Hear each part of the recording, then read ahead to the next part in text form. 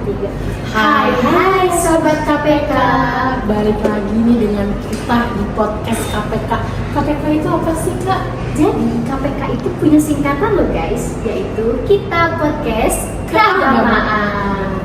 Nah, ada spill dikit nih di belakang kita. Tapi sebelum kenalan gitu ya bersama narasumber kita, ini kita ada pepatah nih. Apa tuh? Tak kenal maka tak sayang. Waduh. Nah, makanya kita kenalan dulu nih.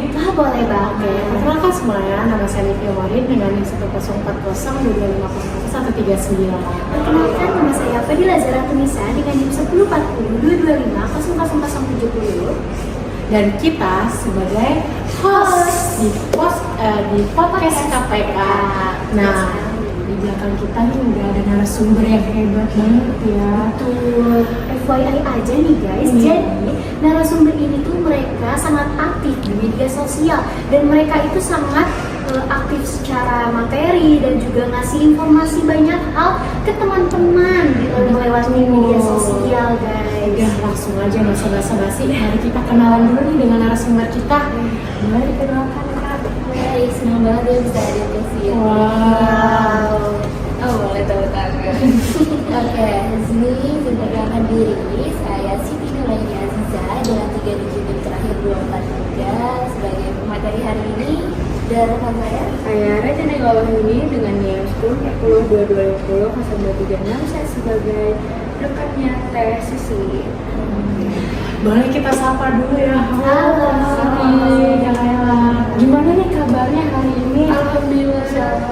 Masya Allah. Bersyukur banget bisa hadir di podcast KPK ini. Wow. Kenapa tuh? karena sering banget ya. Iya, nonton ini podcast kalian sering banget. Gitu. Yang kalian tonton contohnya apa tuh? Podcastnya kalian bersama Pak Dede. Dede yang Guru ngebahas agama di Telkom University. Wow. Iya, metode keagamaan di kampus ya. Iya. Nah, itu saya lihat tuh wah sangat daging ya materi. Iya, betul. Pantas dong, karena podcast KPK kali ini tuh sangat sangat harus sebagai media dakwah juga kan. Oke, tadi udah di-spill dikit nih mengenai tema podcast kita hari ini. Kalau boleh tahu tema podcast kita hari ini apa sih? Oke, tema podcast ini yaitu media sosial sebagai media dakwah. Oke, nah kenapa kita ngambil tema itu hari ini? Karena yang kita ketahui nih, media sosial berperan penting dalam kehidupan sehari-hari sebagai sarana komunikasi, lalu informasi, atau hiburan. Melalui media sosial, orang dapat berinteraksi dengan keluarga dan teman tanpa batasan jarak gitu ya. Dan media sosial juga memudahkan akses berita dan pengetahuan secara cepat, sekaligus menjadi awal wadah kreativitas dan ekspresi diri. Namun nih, penggunaannya perlu bijak agar tidak berdampak negatif seperti kecanduan, penyebaran hoaks, hingga gangguan secara mental gitu. Oke, tadi kan ngomongin media sosial itu berperan penting ya dalam kehidupan sehari-hari. Nah, sekarang aku mau ngomongin bahwasanya pengantar bahwa media sosial tuh ternyata itu tuh bukan hanya hiburan loh guys, tapi juga ya bisa jadi sarana dakwah juga.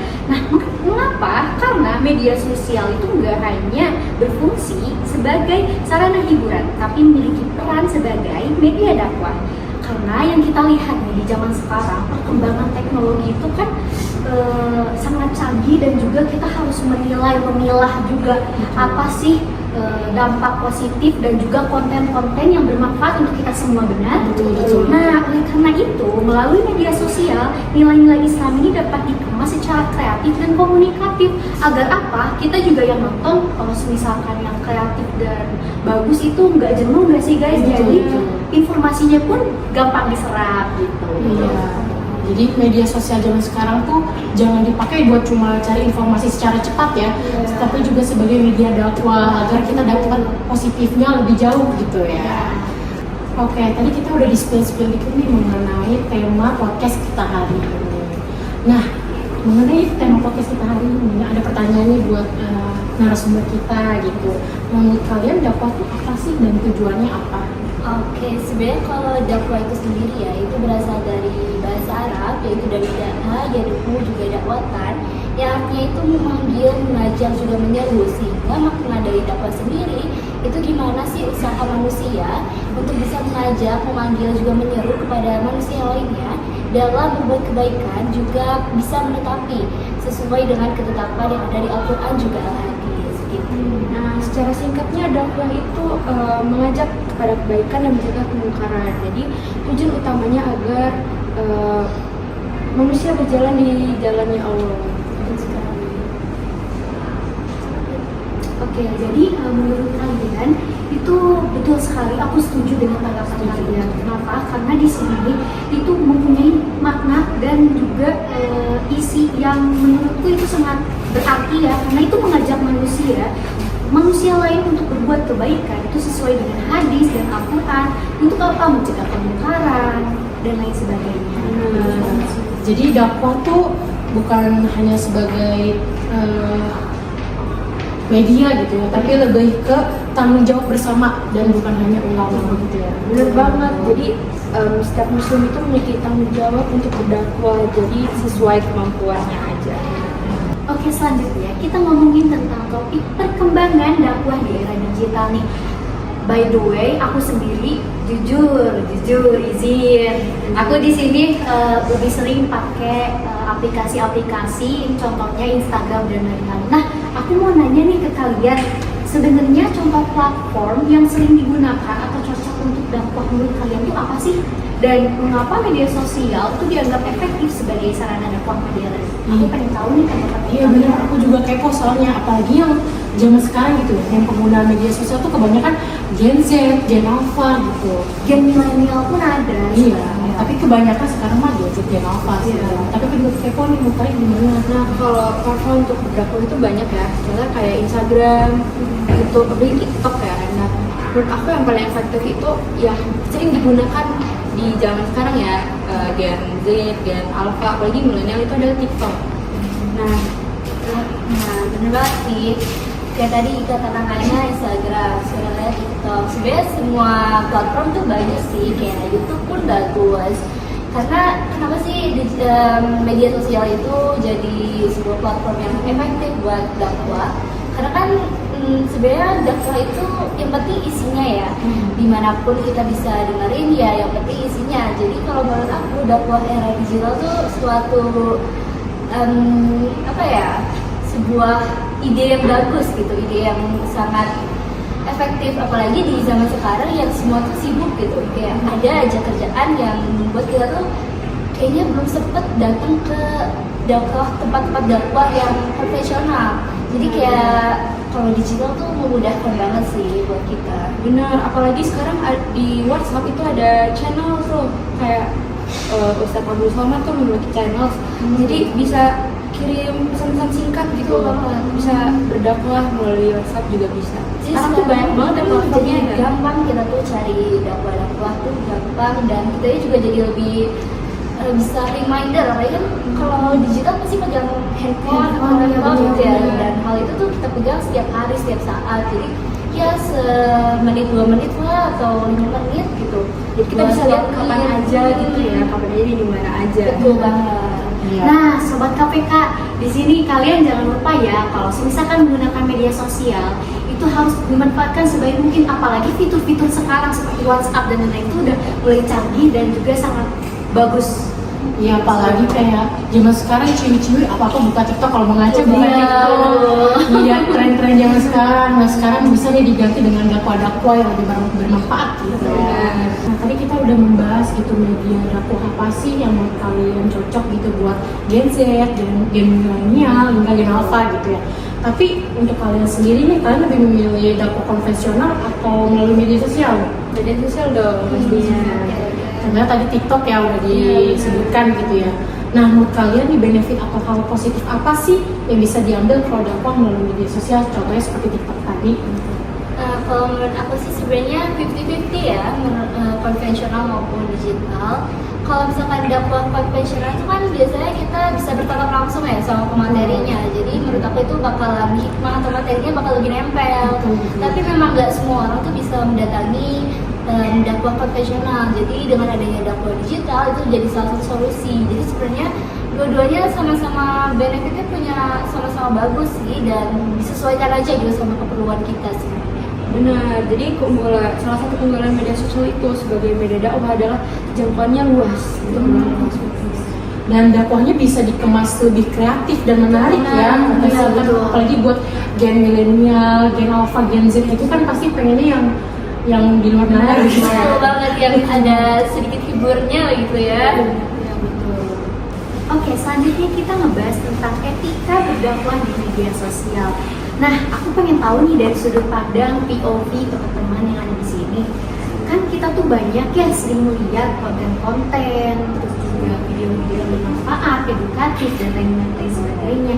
Nah, tapi ada beberapa pihak dia tuh nggak tabayun gitu sebelum membagikan konten keagamaan. Nah, untuk teman-teman di sini, gimana sih cara menjaga etika niat berdakwah di tengah keinginan teman-teman yang cuma pengen dapat like, views, dan juga followers? Nah, kalau menurut aku itu yang paling utama itu meluruskan niatnya. Jadi berdakwah itu semata-mata karena Allah, bukan karena ingin popularitas atau mau dapat pujian biar jadi selebgram atau selebtop gitu. Nah, jadi kita tuh harus meluruskan niatnya gitu. Benar banget, apalagi kalau misalkan niat tuh sebenarnya yang tahu kan hanya diri kita dan Allah ya. Jadi kita sebagai pendakwah ya cuma bisa semaksimal mungkin menata niat, dan kita sebagai yang mendengar dakwah sebenarnya cuma bisa melihat isi dakwahnya aja. Mau gimana pun dia niat si pendakwahnya itu niat karena Allah atau tidak, ya itu urusan dia dengan Allah. Kita sebagai yang mendengar dakwah sebenarnya bisa ngambil materinya aja tuh udah cukup sebenarnya. Dan jangan lupa ini tabayun. Nah, pastikan kebenaran konten itu sebelum dibagikan agar tidak menyebarkan hoaks atas nama agama gitu. Jangan sampai malah menimbulkan konflik-konflik baru yang banget. malah membawa-bawa agama atau yang lain sebagainya. Ya, apalagi ini kan sebagai konsumsi publik ya, kita harus mengutamakan namanya adab dan tanggung jawab gitu. Dan pastinya kita harus meluruskan niat gitu, berdakwah karena Allah. Betul banget. Nah, untuk teman-teman sobat KPK, kalian ketika buat konten dan lain sebagainya, ingat menyampaikan dakwah itu dengan bahasa santun dan bijak ya. Betul. Oke, tadi kan kita udah ngebahas nih namanya etika dalam berdakwah di media sosial. Nah, sekarang saya akan bertanya gitu mengenai apa sih hambatan atau risiko menurut kalian untuk berdakwah di media sosial untuk saat ini gitu? Pastinya kalau kita berdakwah di media sosial tuh lebih krusial ya, karena kalau dakwah di media sosial kan yang nonton atau yang melihat itu kita tidak bisa memilah, semua aja bisa nonton, semua bisa melihat hal itu. Jadi dan pasti ada beberapa pihak yang mungkin berbeda pendapat atau berbeda dalilnya juga berbeda. Jadi memang agak lebih krusial. Dan kalaupun di media sosial itu harus banget hati-hati.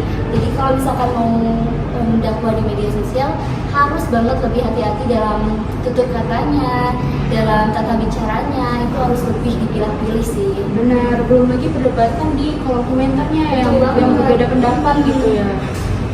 Salah satunya konten keagamaan yang disalahpahami itu kalau misalnya di-cut gitu, misalnya paham kan kalau kadang aslinya tuh 5 menit di-cut jadi 3 menit, jadi salah paham tuh. Banyak oknum-oknum yang tidak bertanggung jawab yang mengambil trik dari dakwah-dakwah orang yang disatukan menjadi hal yang kurang positif. Dan aku lihat itu mereka tuh mempunyai tujuan tertentu ya guys. Yang aku dengar tuh mereka sampai nge-cut itu dengan tujuan ya pengen dapat followers dan juga like yang banyak. Itu tuh resikonya memang lebih besar kalau di media sosial itu. Berarti salah satu tantangannya. Betul banget. Oke, dan yang terakhir kita mau ngomongin soal peran generasi muda dalam dakwah digital. Nah, aku mau nanya nih ke teman-teman, menurut kalian gimana sih peran Gen Z di era media sosial untuk menyebar nilai-nilai Islam?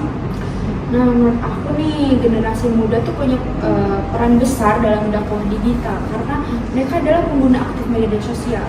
Nah, jadi anak muda bisa menjadi agen dakwah dengan cara yang sederhana seperti membagikan konten positif, menulis caption yang menyejukkan, atau membuat konten Islam yang kreatif. Betul banget, dan memang pemikiran anak muda kan lebih kreatif ya dan lebih inovatif gitu dibandingkan generasi-generasi yang lain, sehingga ya generasi muda ini sangat berpotensi besar untuk bisa menjadi pendakwah di era modern saat ini. Iya, apalagi media sosial zaman sekarang lebih didominasi oleh anak-anak muda zaman Iya, sekarang ya, iya. Gen Z, Gen Alpha gitu Betul ya. banget. Nah, sobat KPK, udah nggak kerasa nih kita dari penghujung acara podcast kali ini. Nah, menurut kamu apa sih pesan yang bisa diambil dari setiap subtopik podcast kali ini? Oke, di sini aku udah melihat bagaimana potensi narasumber kita yang begitu sangat hebat dan luar biasa. Oke, di sini aku bakal menyimpulin apa sih kesimpulannya. Yang pertama, kita membahas tentang media sosial sebagai dakwah. Jadi guys, di sini aku mau ngasih informasi bahwasanya media sosial tuh berperan sangat penting dalam kehidupan sehari-hari guys, sebagai sarana komunikasi, informasi, dan juga hiburan semata. Dan melalui media sosial juga orang tuh dapat berinteraksi gitu guys dengan keluarga, teman, kerabat, orang asing dan lain sebagainya.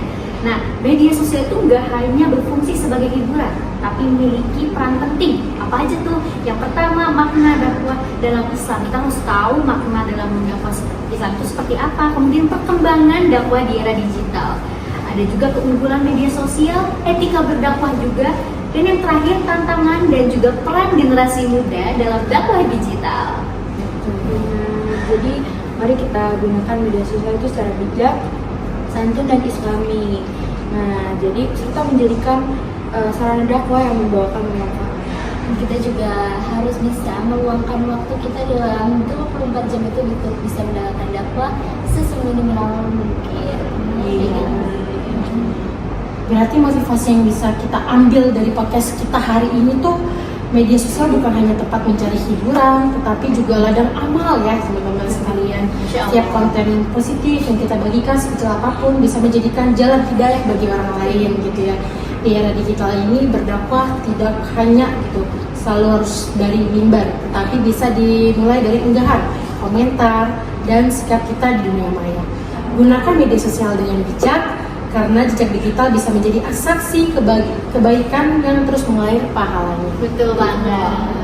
Oke, di sini sebelum kita berakhir, aku mau ucapin dan Livia mau ucapin terima kasih banyak kepada narasumber kita yang sudah masuk dan juga berkontribusi di podcast ini. Kita juga mau berterima kasih banget udah diundang ke podcast ini. Gimana nih kesannya udah diundang gitu? Seneng banget ya bisa berbagi kepada sobat KPK mengenai tema-tema kita hari ini ya. Alhamdulillah berarti ya. Semoga podcast kita hari ini dapat berdampak positif nih bagi penonton juga gitu ya. Oke, mungkin langsung aja gitu ya, kita sekian dari kami. Saya Livia. Saya Fadila Zalatunisa. Bye bye Sobat KPK.